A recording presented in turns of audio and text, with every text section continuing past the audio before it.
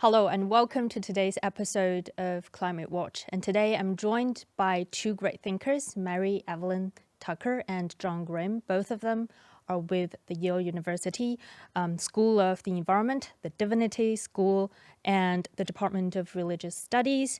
Mary Evelyn specializes in Asian religions, in particular Taoism, Buddhism, and Confucianism. And together with John, she co-directs the Forum on Religion and Ecology at Yale, and which is the largest international multi-religious project of its kind.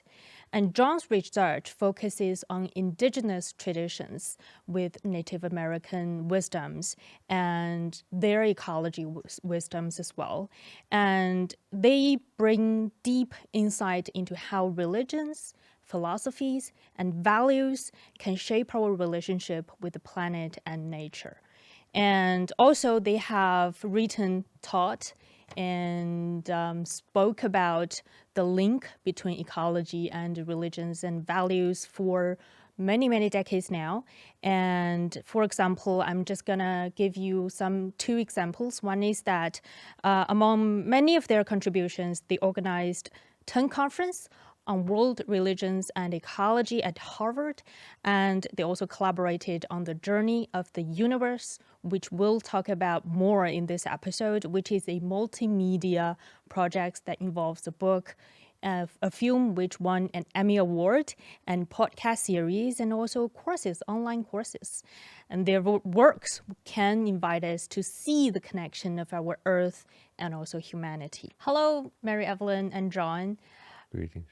Great to have you on the show. It's wonderful to be here. Wonderful. Thank you for the invitation. I know you've been touring around China for about a month now. So how was the trip? Can you tell us more about who you've met, what you've saw, what new inspiration probably popped during that trips? It's been a great inspiration. We've been coming for many decades, but this was a particularly vibrant trip. Hong Kong, Zhuhai, Shanghai, Hangzhou, Liangzhu, and Chengdu, now Beijing. But the primary thing was Liangzhu in certain ways. Well, I feel also the opportunity to be here in China and to extend our citizens' diplomacy and to help to renew the friendship between U.S. and China. It's very important for us to be aware and signal that if all of the weighty rhetoric that's in the news today, there's still face-to-face friendship. And this particular trip, as you know, we're both academics and we're accustomed to meeting universities and faculty and students, and we have on this trip been speaking in those settings. But also we've been meeting people in the business world and people in other concerns, governance, state officials, and instances of eco-villages and organic farms. So it's really wonderful to meet these diverse communities. It's so great to hear you, especially when we come to people-to-people exchanges between two cultures, two countries. That's always the jam when it comes to communication, cross-cultural communication. And I'm very interested about your trip to Liangzhu, first of all, because it was a 4,000 or 5,000 year old civilization once lost during the course of time, but now we've rediscovered it. And both of you studied ecology and also values like religions and philosophy for decades. How was these old civilization, what sort of messages do you think you get from visiting this old civilization? Well, it's very impressive to see the oldest Neolithic site in China and one of the oldest in the world in Liangzhu. And the excavation, the research, the archaeology is tremendously impressive, as is the museum, which brings it forward. And this is relatively new, the museum and so on. So our understanding is phenomenal about water issues and damming and irrigation and how they had a reverence for water and were trying to prevent overflooding, but creating a vibrant agricultural community. And in addition, they had a tremendous sense of the cosmos and the stars and the relationship of this community to the universe, to Tian, to heaven. So it was on the ground, agricultural, water-based, but also with a reverence for the universe in which they were living. What about John? You studied indigenous traditions and knowledges also. What sort of, as Mary Evelyn just mentioned about the concept of cosmos and when the ancient people staring, gazing upon the sky at the stars, why is that important to us today? Visiting Liangzhu and first touring through the museum. It's a absolutely beautiful museum, and it's laid out so carefully, and you can enter into it with an understanding, and the cosmological dimension appears very quickly, namely symbols that are expressed either in the pieces of pottery or in status symbols worn by leadership in that particular era. But this attention to the larger cosmos really struck me. It becomes grounded when you go from the museum to the field site, and you begin to see the palace area, the platforms, the burials, and then also the city wall and the waterways that Mary Evelyn was speaking of too. The sense then of cosmological grounding is not simply some abstract feeling, but it's really anchored in the relationship to stars, to local bioregion, and how that bioregion comes into the community itself. So there's so much about Liangzhu that speaks to us in our contemporary search also. And then after wrapping up your trip to Liangzhu, you pop on a flight to Chengdu, to an eco-village, back to the land, to the earth. And I think also very interesting that eco-village was now built and also gathered a lot of young people currently in China. And this clash between an old civilization, an ancient civilization really, and now to a group of young people. How do you feel about that eco-village trip? Well, it was quite extraordinary. And, I see it actually as more in continuity and complementary rather than clash even, because they're also trying to orient themselves to the rituals of the seasons, like people in Liangzhu, the solstice in summer and the equinox in spring where we are now and so on. So there's this sense we orient ourselves to a larger universe, but we ground ourselves in the rituals of planting and seasonal cycles and so on. For generations, people in the countryside of China have been doing that, and around the world. But the particular vibrancy is that they are trying to incorporate this ancient wisdom, if you will, with a modern challenge. How do we all find healthy food, nourishing food? And the food there was just so delicious.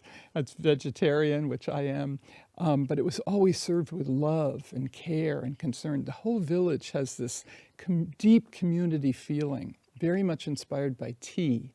They have tea 3 times a day. It's like a meditation, so nourishing. So much to say, but it was especially encouraging to see the intergenerational cooperation working towards a very vibrant future. It's an amazing place.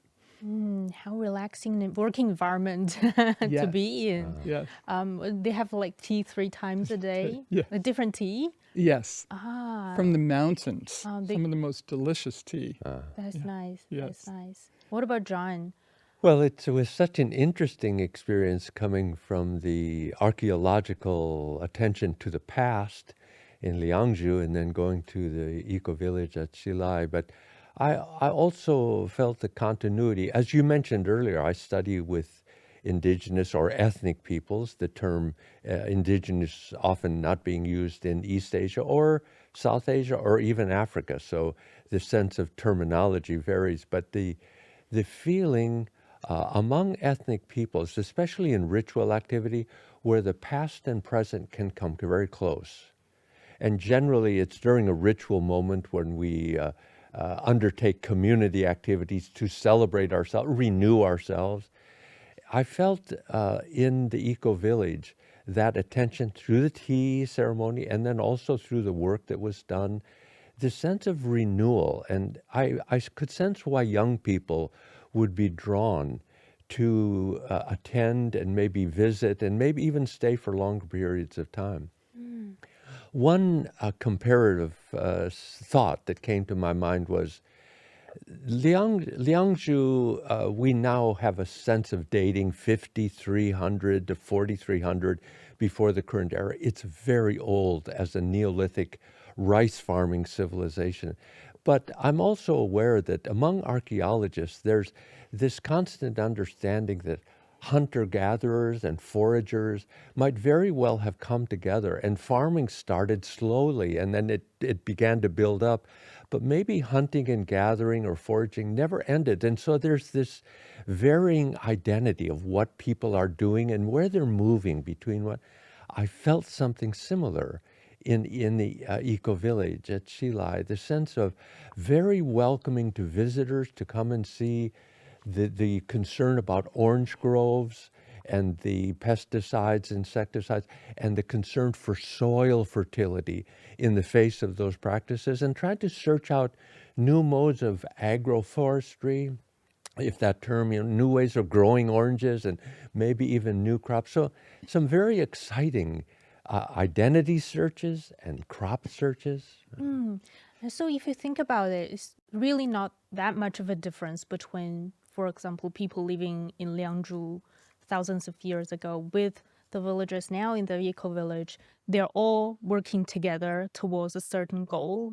Maybe it's about growing rice over in Liangzhu, and now it's growing tea and oranges in the eco-village. So we're thousands of years apart, something never changed. Exactly. And if Liangzhu was a sustainable civilization for 1,000 years, it has something to teach us. And just to come to one of the most important things, sometimes we say values, they're abstract. These are values that have a deep reverence for the land as healthy and for people as healthy. This is as simple as saying health of people and planet go together, because food nourishes us. The water embraces us. So it's all the elements coming together: fresh air, clean water, healthy soil, and a fire that lights up a sense of where we belong in this land. It's very inspiring, both of these ancient and modern examples in China. Yeah, and so that really brings me to the major topic of this episode. Is about, the human's relationship with the nature and how should we look at ourselves in today's world during this environmental or climate crisis. And I know you both studied really ancient wisdoms. For Mary Evelyn Tucker, she studied ancient Asia religions, and for John, he studies indigenous traditions. So I want to pop the question first to Mary Evelyn about your studies with Asian religions, specifically about religions that can resonate with me, like Buddhism, like Taoism, and also more specifically Confucianism. And I've never thought that I can draw a link between the philosophy of Confucianism with ecology. But you've done that for the past 4 decades, 40 years. So how did you firstly draw the link between a philosophy with ecology? Such a great question. Thank you. I came to Japan in 1973-74, very disillusioned after the 60s in the US. And what Japan and Asia began to open up to me was a very different, open, breathing spirituality, that things were alive, living earth community. And at that time, I traveled through Hong Kong and Macau and Taiwan and Singapore and through Asia. And our teachers had already come to China in 1948, Thomas Berry and Ted DeBerry at Columbia and Fordham. They began to teach these traditions. And that was a great inspiration to us. And when I was in Japan, I loved Buddhism. It's the sense of the gardens and the beauty of the gardens, and the sense of being in the present mindfully. But I began to realize what was inspiring the traditions and the countries of East Asia was community, society, belonging, a sense of the public good, education. And this is Confucianism. It's the cultural DNA of all of East Asia, really. And then as we began to do these conferences, which we can talk about at Harvard, I realized because Confucianism has an explicit sense of the human being in, like this table, being in concentric circles, that the cultivation of the person affects the whole, out from family and society and friends, nature, and the cosmos itself. This connection can inspire us to work on behalf of the community of people, but the community of nature, the whole community. So much more to say, but we know Confucianism, like all traditions, has problems, but it has promise. We know it has its difficulties sometimes with women, as all religions do, but there's also changes. It can be autocratic, but it can also have a sense of liberating. Yeah, and I think right now in China, we're also seeing a lot of scholars now looking back at Confucianism, and there are also like different interpretation of what Confucianism is and what Confucius said thousands of years ago. But now, like, they start to look back at these theories and thinking, how can we utilize these theories in today's world? And more specifically, I think when it comes to climate, when we come to environmental crisis, how can a 5,000 or 2,000, 4,000-year-old philosophy help us face the challenges that we have today? I mean, it seems like two very distant concept. And how do you weave them together? It's, again, a very fine question. And we felt, those of us studying Asia, especially in the late 70s and 80s, and we thought, wow, as a country as sophisticated as this begins to modernize, there's going to be unintended consequences for the environment, right? And India and China are the most important countries in terms of this rapid modernization process. And so we felt we're at a period now where we have the scientific knowledge, IPCC reports, we have policy reports, we have the even new economics, green economics and GDP. We have technology where China is leading on solar and wind and EV cars and so on. We have law. But, we met in 2008, the Minister for the Environment, and he said, Pan Yue, he said, we can't enforce the environmental laws in China because we don't have an environmental culture, a mindset, a consciousness. And that's true in the West as well. This is relatively new because most of our cultural traditions were people-to-people relations, how we treat people. But he also was working, at the same time we were working at Harvard, on how do Confucianism, Taoism, and Buddhism bring forward an ecological ethics. That's what's been missing in the larger global dialogue. So yes, it may sound abstract, but as you've mentioned, people in China are already thinking about this in universities, at the Chinese Academy of Social Science, and so on.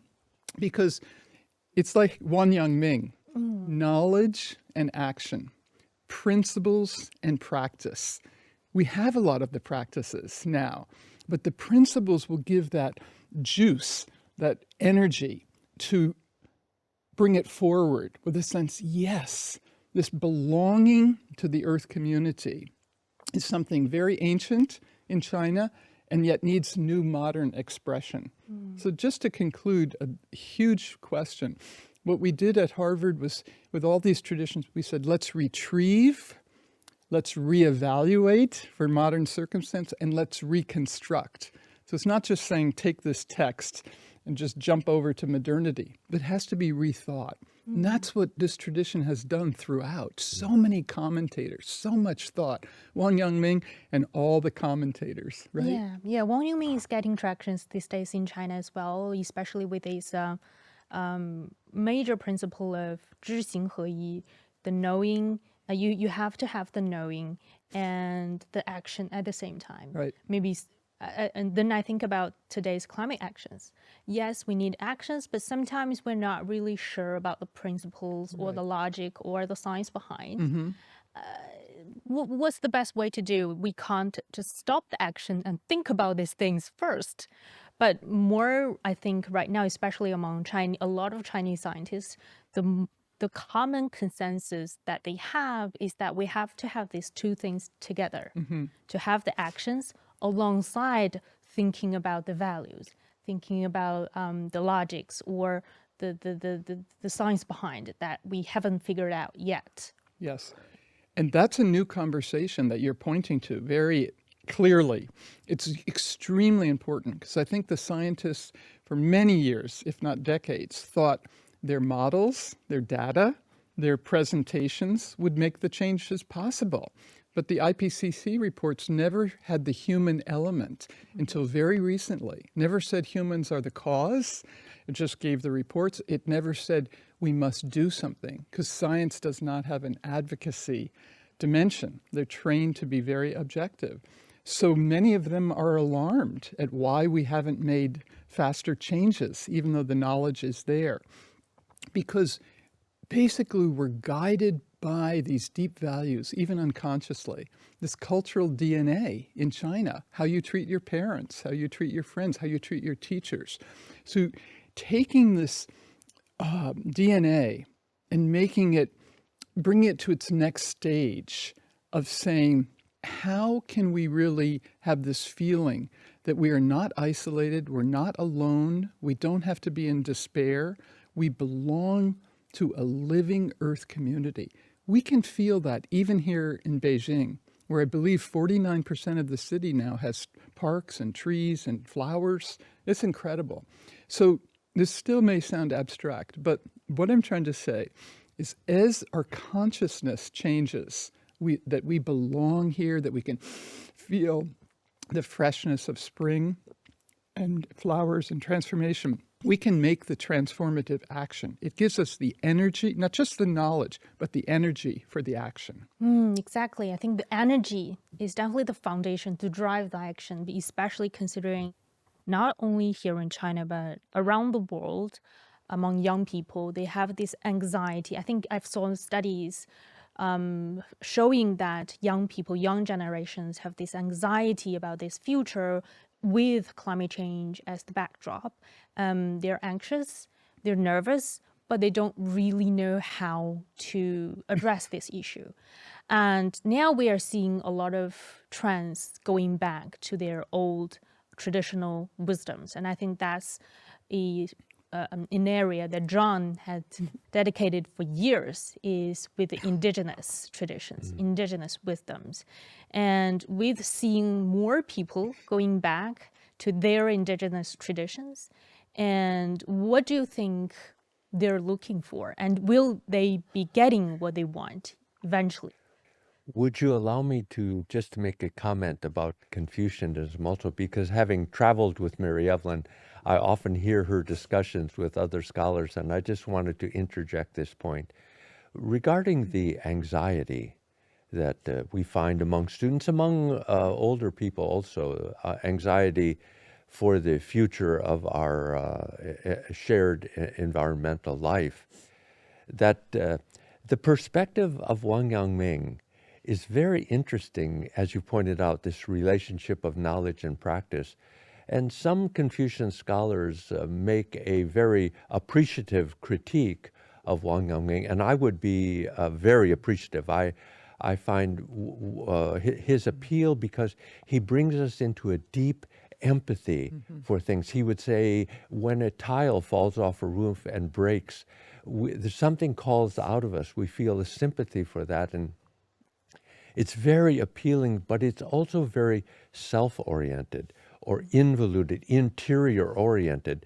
And so knowledge and practice can become very inner-directed. And I see that when I think of the anxiety of young people, that often they're directed to see their anxiety as very self-contained. Whereas in the Confucian tradition also, the Jushi schools and those that followed it were very heavily oriented towards the qi dynamic in the universe, the continuity of being in the universe. And so Tu Weiming, the Confucian philosopher, will even title a book in that regard. But the sense of the larger universe teaching us about our experience, such as anxiety. And I think that's where Mary Evelyn was going also about the larger cosmos, so an anthropocosmic understanding rather than an anthropocentric. Maybe we'll talk more about Thank that you. as we Yeah. go Yeah. on. Yeah. But going then to indigenous traditions, one of the differences, if that's the correct word to use, I'm not sure if it's a difference between the ancient wisdom of Confucianism, Taoism, and Buddhism, and indigenous peoples, these small-scale societies that live in very close relationship with their bioregion, and they seem to cultivate this anthropocosmic perspective. They're looking to the sky, earth, animals for their identity, and the world is speaking to them. And these traditions have endured into the present, and in some instances, we've wanted to make them exemplars or models of humans in the past. And I think that's very problematic to lay that onto Native people, because they have constantly been changing. And so we see them sometimes as frozen in their tradition, traditional peoples. They don't change. But of course, we all change. And so Native peoples are also, for example, speaking about justice issues to preserve their language, to preserve their relationship with land. And often all of their religious or spiritual life is oriented towards the survival of the people. It's woven into everything they do. Ultimate meaning can be woven into the way a woman makes a basket, the way a man might carve a canoe. And so I find the word lifeway much more helpful for talking about the spiritual or ultimate values in these small-scale indigenous societies, because lifeway suggests the spiritual is not something removed or over there or done at a certain time. It's woven into the life. And this ultimate meaning, or sacred, is also cosmological. It's embedded in our relationship with the larger world and with the animals, as I've said before. So in conclusion, when I think of ancient wisdom, I don't think necessarily simply of the teachings of a particular tradition, but the long reach of time that a people have lived in relationship to land and biodiversity. That long reach of time teaches them what the world is speaking about, what the world teaches them. And for our studies, and I know we'll talk about this more, we're interested in the journey of the universe, the long evolutionary history, as part of our story, our modern story. And since you mentioned about your multimedia project release, has a movie, an Emmy Award-winning movie, and also have a book, also a website, podcast, courses around it, talks about the journey of the universe, and you also talk about the concept of anthropocosmal, which can be abstract to some of our listeners and to me as well, because I can't really physically comprehend how the understanding of the cosmos, the universe, can reflect in my life ways currently. Can you enlighten us? How is that going to work? So we did this in a way to try and answer that question, even though it's a huge and important question. But if we understand now, which our parents and grandparents didn't even understand, that we're part of a 13.8 billion year unfolding process, it's incredible. And that as the universe began to expand in its very early phase, it was just the right movement, not too big, not too small, to allow everything to follow through.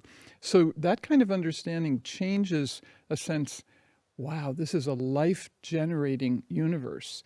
But most importantly, to be very practical, the stars, as we say in this film, are our ancestors. And it goes back to what we were talking about in Liangzhu and the eco-village and how we orient ourselves to the heavens throughout all of human history. But the stars are our ancestors because in their explosion, when they go supernova, all the elements are exploded into the atmosphere so that the carbon-based life of us, of plants and everything, actually comes from the stars. So we're related as deep ancestors. And when Zhang says in the Western inscription, "Heaven is my father, earth is my mother, and even such a small child as I has a place in their midst." See, that's a deep and profound Confucian understanding. We're part of this universe. And Taoism has all kinds of practices for the body of the person to relate to the body of the universe. You see, the microcosm, macrocosm relations. So it's in Chinese thought, it's in other cultures too. It's a scientific idea of our relationship, but it's also a value of thinking, how do the stars inspire us? And how does the heavens inspire us? Because we're connected to them. So it's in some sort of way, it's sort of answering the question of who am I, where am I, and my position in this world, not only on this planet, but probably on a wider scale of the universe. Exactly. Do you think we can get the answers eventually? It's, again, interesting to image myself back into the museum at Liangzhu and to see the tools that were developed in relationship to a certain expertise of farming or an expertise of hunting or craft making or governance. And in all of these activities, it's possible to say the human, the anthropos, to use the Greek term, the human is identified with certain crafts or activities, and we begin to specialize in those activities.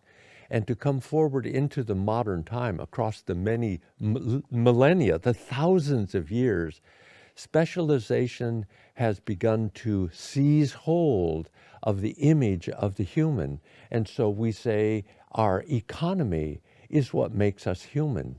And so you have to have more, acquire more, or some might say governance and power. That's what makes us human. And the whole drive of the human is to be powerful in your person. And so these anthropocentric understandings have made us powerful. They have developed economic systems that are capable of what we see around us, and they are magnificent in their own way. But we also yearn for something that we see in our ancestors, and I see also among Indigenous people and their life. There's attention to the interior, the deepness within. And what's so interesting is the interior is not limited to the human. So an Indigenous elder may hold a stone in her hand, and she may talk about the interior of the stone as talking to me. And in our modern society, that seems totally irrational. Yeah. We don't have any proof that a stone talks. But she may say, in my tradition, we have proof. We have a sense that stones have a story. One of the most interesting exchanges we have had in the Journey of the Universe project is with the geological community. Geologists, when they hold a stone in their hand, geologists say, this stone has a story. It was formed over a long period of time. And that's an anthropocosmic response to the world around us.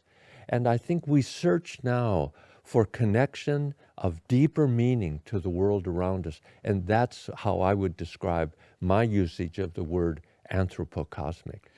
And if I can just add to that, thank you, John, that what unifies this vast, unfolding, magnificent, mysterious universe is feeling once again our connection to it, because that's what's been broken.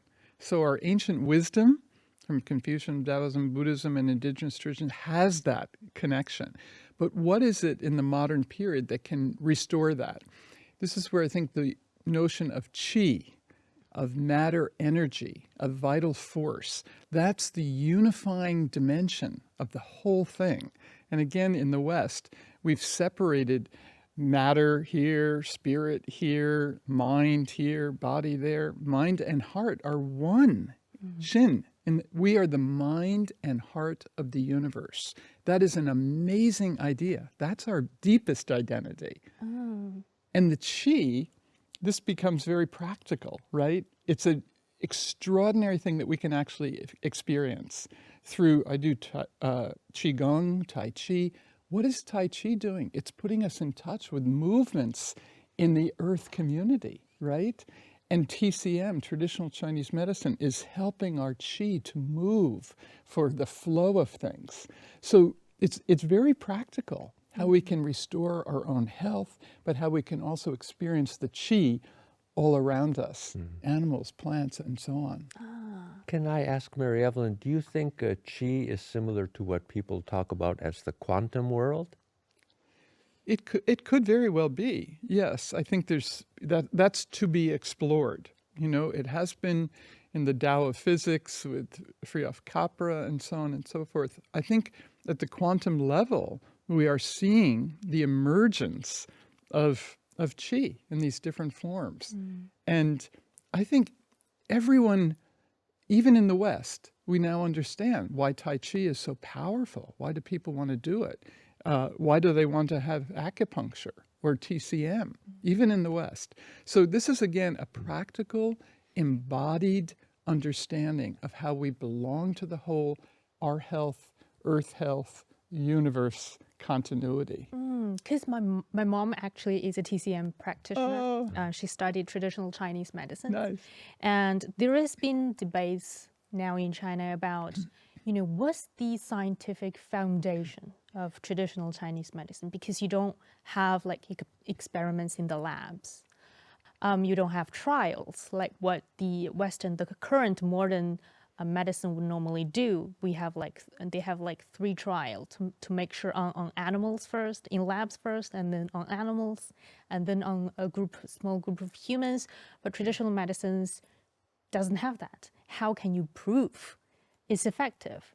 And my mom's answer to that is that TCM never looks at the symptoms itself. It looks at your whole system of your body. Maybe now you are experiencing ache in this body part. That reflects something wrong with the whole system. And when we're talking about curing your symptoms or your illness right now with TCM, is about balancing your system, looking at your system, how to balancing that, and considering also the environment you are living in, thinking about the environment you are originally from. Maybe now, especially in today's world, you move to another city that has completely different environment from what you grew up in. And that also affects a lot of the symptoms and illness and uncomfortableness that you experience. And so that's something I think current scientific studies aren't able to tap on exactly what is going on with that. And I sort of resonate with the stone talking theory as well, because we have a lot of ethnicities here in China also have like similar philosophy about, the heaven is speaking to me, the wind is sending me some sort of messages. And from a modern perspective, that sounds nonsense. Like the wind is talking, what are you talking about? But now thinking about it, it's not in a human language that we can comprehend. It's something else. Maybe in ancient tribes from a certain ethnicity, they were unable to explicitly to articulate what sort of messages they get and what sort of system they believe in. But maybe in a very poetic way, because a lot of the theories are passed on with poems. And that sounds beyond comprehension for modern systems. And that's something that we can start to rethink. And maybe that can contribute to our understanding with the planet and also what's going on with the climate and the environment currently. Our teacher, Thomas Berry, used to say to us, we modern people, we think in terms of systems. And if we are intelligent, we talk about systems interacting with one another. But indigenous people, he would say, live in a universe. And I think what he was after is something along the lines of what you've just described, the whole, the sense of the wholeness. And so systems interacting to form a whole, Indigenous people are constantly seeking to understand their position in relationship to the whole. And that's a rather challenging idea, I believe, in our current life way.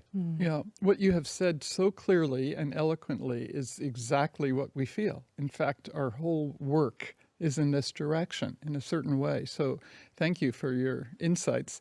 And I've been doing Qigong, and we've been doing Chinese massage with a woman who lives in New Haven, who's from Hangzhou, and for 30 years.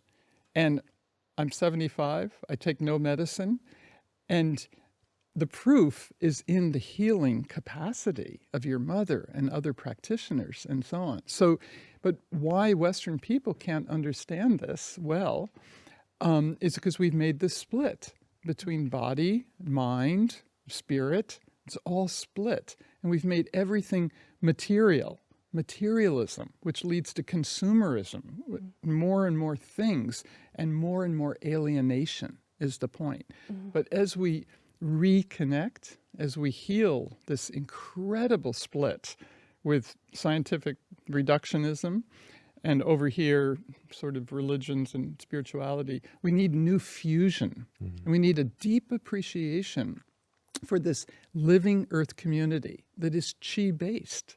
It's definitely qi-based. And I just give one example. What we're doing now is bringing out a website called Living Earth Community, where the science of animal behavior is showing us the intelligence of animals and birds and migration patterns and the connection and communication of trees and so on and so forth. It's huge now. The science is moving in that direction, as well as nature writers. And there's thousands of books and articles now we're going to put up on the website. And people are very excited because it brings us back to that resonance with life and life communities. Now, you have a website, Earth Community. It's coming up, the Living Earth Community website, and by August, we will lift it out. We'll link that in the description once it's up. Yeah. But since you've been drawing that link between ecology and now with values, with spirituality and traditions for more than 40 years now, right? Do you think that's been mainstreamed enough in today's world? It's beginning to, it being this, I'd like to use the terms cosmology and ecology. We are developing a bridge of understanding. It's having traction, it's beginning to emerge. For example, with regard to the Living Earth Community website, we're trying to gather scientific statements about communication in the world, the way root systems of plants and myceli or fungi interact. And we now know, or at least we speculate, that from the very beginning, when cellular activity came onto the land and shaped plants, from the very beginning, plant root systems and fungi have interacted. Nowhere on this planet do we find them disconnected. And they are communicating in ways that's not simply saying, hello, how's the weather? They are talking about soil and nutrients and the transmission between fungi delivering what root systems need and root systems, in fact, then giving back to fungi. So there's this intimate relationship which may extend literally for meters, if not kilometers, in terms of some plants. They are so large, their root systems and this communicating system. So this understanding of communication in the animal world and whales and birdsong and communication is a very interesting new topic. This is what we're trying to explore. And this sense of communication, just to reach back into our earlier conversation, when people hear the world speaking to them, the sense of the interior, hearing the world speaking to their interior, the word subjectivity captures something of that interior dimension that we humans feel. And now we begin to realize there is an interior in the world. This is similar to indigenous peoples and yet quite different. We might say indigenous people mythologized or used a mythopoeic language to talk about this communication. And now we have different ways of knowing, and we have become very taken with scientific knowing and its experimental method and affirming things by objectifying and measuring. But we also begin to realize that mode of knowing has brought us into a rather limited, or what shall I say? It's given us marvelous understandings, but it also leaves something out. And what it leaves out is the capacity of the interior dimension of the world. It's all just objects. And some people would say even it's like dead matter, which we can extract or use however we want. But if we begin to find a deeper affect, a deeper communication between ourselves and the world, we might begin to think more deeply about how we interact with the region than just devour it. We might begin literally to ask it, to talk with it. What's going on here? How does it interact? Different modes of knowing that are aware. We can see it in the ancient wisdom tradition. Knowledge about body flows, knowledge about how plants and animals migrate, and it's part of our life way. We begin to bring it into our interior being.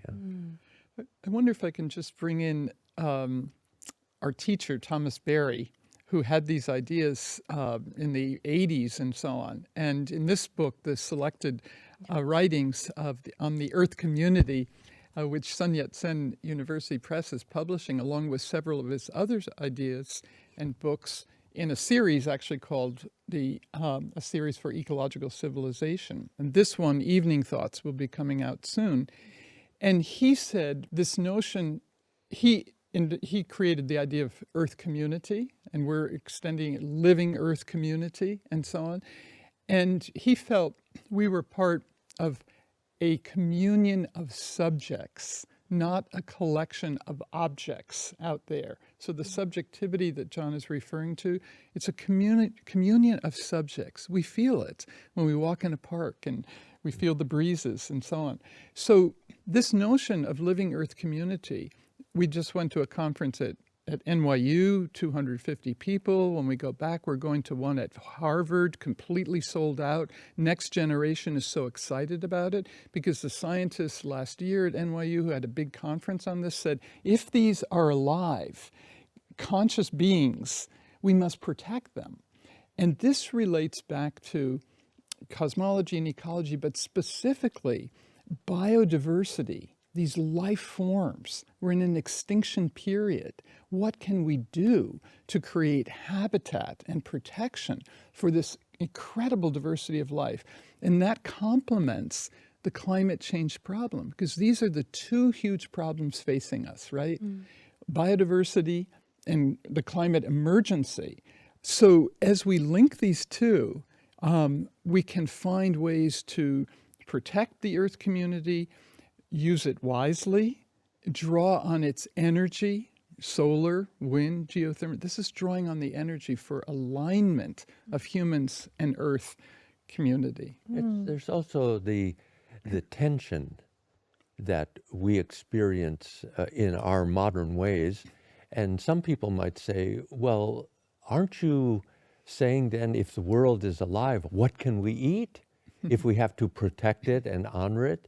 But of course, all humans have faced this question, and there are indigenous elders. I can remember reading very clearly one woman among northern Arctic peoples. She says, the problem with life is that you have to eat souls.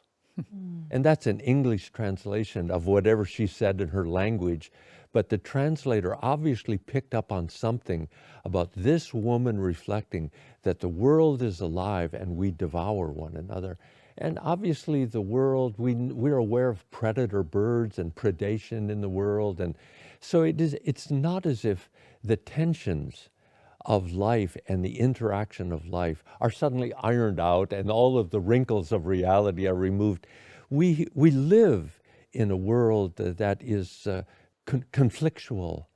And this conflict, I think, has called us humans to our creativity, to live in the midst of tensions with creativity, but also with that deep empathy that Wang Yangming in his writings contributes and calls us towards, and that native peoples also, that subjectivity of the world, calling us to listen to the world and think about what it is we're eating, how we are eating. Yeah, since you were mentioned, we are talking about eating and the food system and the food choices that we have. This is a big question for me about, I think one person, I'm not going to name the name here, he's very famous in the West. He said the biggest problem in the world right now is about we have too much empathy. We want to empathize with too many things and to care too much about things around us. And that's our problem. And I think what he's trying to refer to is that, for example, when it comes to the choice of diets that we have, I saw a lot of young people currently having this trouble of what should I eat? What shouldn't I eat? How much should I eat? On what level? On what amount should I consume? And they are sort of confused. Sometimes some of them are going all raw materials. Some of them are going all meat diet, protein-based diet. And it just seems like a very messed up identity currently to me, especially in the US right now among young people, that they are having a lot of diet issues, and also some here in China as well. So I'm also wondering about your thoughts on this. Is also climate change and the current environmental crisis are contributing to this identity crisis, to this either 100% green or 100% fossil fuels, dark. So I think that's a great question again. And it's very practical, right? Because we all have to choose at least 2 or 3 times a day what we're going to eat. And I've been vegetarian actually for 40 years, since going to Japan in the 30s, in the 73, 74. It's more than 40 years. I'm not saying everyone should make that choice, but it's perfectly fine. You can be healthy that way. And China has good vegetarian food. Buddhism has good vegetarian food. I think the issue is, in a very short period of time, in that period of time, 40 years, we've created factory farming of animals, which I think is a huge problem. It's a problem for health. It's a problem of those who work in those factory farms. It's definitely a problem if we've just been saying all these creatures are sentient, conscious, have feelings. They're not just objects, and we treat them like they're objects. Then we eat them. You know, what's the effect on us? You know, I'd love what your mother might say. But so factory farming is a huge part of the problem, right? Beef, chickens, pigs, and so on. So indigenous peoples obviously eat meat, so it's not like we have to say everyone should be vegetarian or vegan. We need a balance. And I think that balance is what we don't yet have. I would disagree with this person who says too much empathy, although it does create problems. I understand that. So it's a very interesting notion. But if we take the empathy into a moderated action, then we can get clarity. If we leave it in this deep uncertainty and even despair, then we have problems. And there's a lot of eating problems, disorders, and so on. But I think with the organic farms here in China, and I understand there's thousands of them, and the same in the US, we're moving in the right direction. The problem is industrial agriculture and factory farming. And that's a fairly recent thing on our planet. So we can change it. Could I read a paragraph from the Journey of the Universe book? Mary Evelyn and I were talking just before we got together. And maybe we could both comment on this paragraph. Reading. It's in the final chapter in the section called The Enveloping Power. Because we know that life is an adventure involving both chaos and order, we sometimes want desperately to control things. And whenever our fear grows too strong, we become vulnerable to simplistic promises concerning the future. But no one knows what the future holds. All of that is hidden in the darkest night. The future is being created by all of us, and it is a messy and confusing process. What is needed is courage to live in the midst of the ambiguities of this moment without drawing back into fear and a compulsion to control. I sense sometimes the question about eating and food. We have a number of experiments, to use that term, about what to eat, and people are exploring. And I think it is messy and complicated, and people should have some confidence if they feel what the path that they are following is something that's teaching them and makes them open rather than pull back in fear, and not subject to the control of outside voices which are telling them to go this way or that way, but rather they're aware of the concentric circles that Mary Evelyn spoke of earlier too in the Confucian tradition. And I think in all indigenous traditions, I would say, are community oriented. If one has a vision experience from the natural world, that young person or older person will bring a narrative. They'll tell the story of their vision experience to a healer or to an elder and to the community. And the community evaluates. And not all at once. They may watch that person to see, did it change their life? Did it make them a better person, someone whose craft or work shows the effect of that vision? The community then affirms or validates. And I think that's what this little passage is trying to say too. Rather than controlling, we have much more flexibility and ease and allow the flow of whatever is our ultimate grounding of our reality to move through us in a way that brings us into an experience of the earth community, of the larger cosmological connection to our lived experience. And I just want to say, thank you, John, that this book, as I wrote it with Brian Thomas Swim, he's a scientist of the early universe, but he's also, his ancestors are native from Canada, so he's a First Nation person. So he brings this sense of indigenous knowledge, scientific knowledge. My part is the humanities and the world's cultures and values. But this new fusion is what we need, right? It's not between the extremes of fossil fuels or being, green on the one hand and then just intense modernity. It's trying to find a fusion of values, of ecology, of indigenous wisdom, and so on. And that's what we've been trying to do in the film and the book. And it sort of reminds me of a concept in Confucianism is about what humanity really is. Yes. And I think in Confucius' eyes, humanity is a fluid concept. There is no definite definition of whether you're a bad person or a good person. You are sort of always moving or traveling in the between, is sort of in a gray area. And we have to acknowledge that in humanity, and also I think in the universe and in nature as well. Yeah. And I think right now, the current system, the current philosophy behind is that to put a definition of things, you are either this or that. You have to define yourself. Yes. I will define. If you don't define yourself, I'll define it for you. Yes. That's the problem also with climate policies. I see a lot of finger pointing these days, pointing at countries, you are not doing enough, you are moving fast, you are not moving fast enough, or you are retreating from what you did. But I think should be more than just pointing fingers. And it's also not about what a country, for example, a government put forward on a negotiating table. The climate actions should be more about the policy or the paper that we put on the table.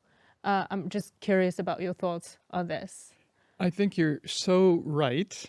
Just going back to the Confucian concentric circles, the idea, of course, is as you cultivate yourself to become a larger, more caring, compassion, like run, humaneness, as you cultivate that through practice and reading and education, you affect the whole.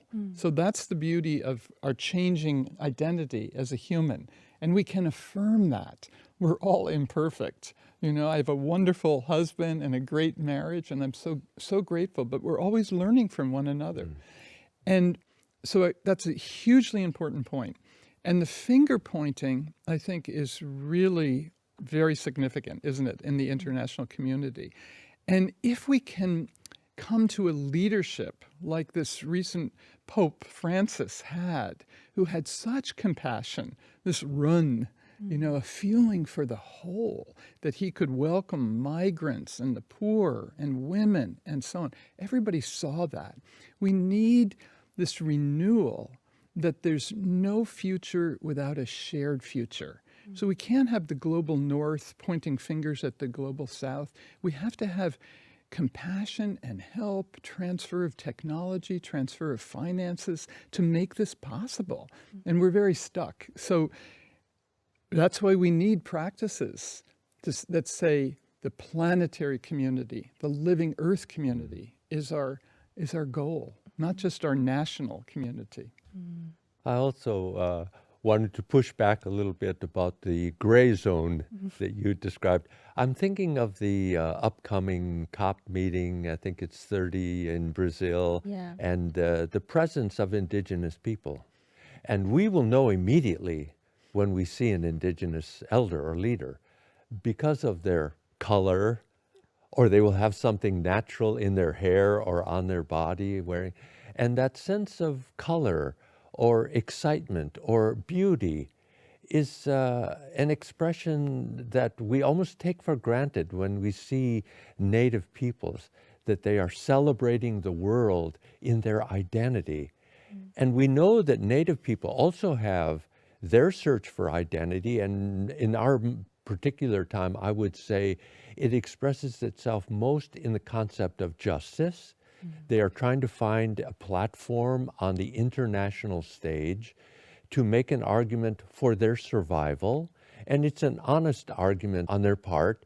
And they're finding now resonance with the nation states. And it's because I, for example, come from a middle part of the North American continent where I will say to my friends, I grew up leaning against the wind. And I had a feeling for the natural world. And nearby, 25 miles away, 50 kilometers, 150, there were Native people. I didn't learn anything about Native people in my youth, in my particular state. That has changed now, and the schools that when I visit them in my home state, there are exchanges with Native people. They're small, but that has changed. The sense of the justice issues and how Native people are being recognized. But that understanding then comes into the larger community of citizens of the planet, that we live together in a shared world, and we're searching to find our identity in a planetary world rather than simply our identity in local nations or states or regions. We preserve all of them, but we aspire, I believe now, to a larger understandings of the Datong, or the great unity of our planetary being. Yeah, and I think Secretary General Gutierrez, is another example of a truly international leader who has compassion, empathy, and a beautiful language of speaking about those who are suffering, from war and devastation and upheaval of like the floods here in China. I really felt that from Beijing, but elsewhere. You feel what's happening, right? But people like Gutierrez, I think, are trying to bring us together. And this is also why I think for the Paris COP agreement, when John Kerry from the U.S. and your representative, Xie Zhenghua. Thank you. When they came together, this is statesmen, right? And they said, we must have an agreement. And that's why the Paris Agreement came together, because these two huge countries realize that without that cooperation, we can't make it. So, the Pope brought the values of the environment together in an encyclical letter and said, the cry of the earth, the cry of the poor. That was here. And the values affected Paris, but the cooperation between US and China made an agreement possible. I'd like to really strongly affirm that. Going forward, Mary Evelyn and I are very committed to that time. It may not be right now, but it is not far away, where China's leadership in the world and the U.S. together, we will be able to work together towards these deep issues going forward. And I think it can be carried out in different forms. Yeah. It can be carried out among people, Yeah. people-to-people exchange, as we mentioned in the beginning of the episode. Can carried out among civic groups, among non-profit organizations, among even local governments, state governments, or even higher. But that's the hope there. And I think I sort of want to conclude our conversation with one last question is, when we're talking about climate actions and COP meetings, there will always be an urgent call for actions. And I think the consensus right now is that we don't move fast enough. We need more actions and we need faster actions. But from your perspective, from a religious and also spiritual traditional wisdom perspective, what really can drive us into action? Apart from, data-driven researches or analysis about the biology of a certain plant, what really can drive us into actions? That's such a good question. I think there's no question that we are at the largest crisis moment in human history for all kinds of reasons, for the environment, for social upheaval, for the effects of climate change, and so on. And I think this is a deepening realization across the planet. It's a deepening sense of moving back, sometimes into despair, but hopefully not into disempowerment. We need to take the despair towards hope and action. That's what's needed most. Because if we say, I can't do anything, I'm just one person or even one small community, and that's why the eco-community in Chengdu is so inspiring.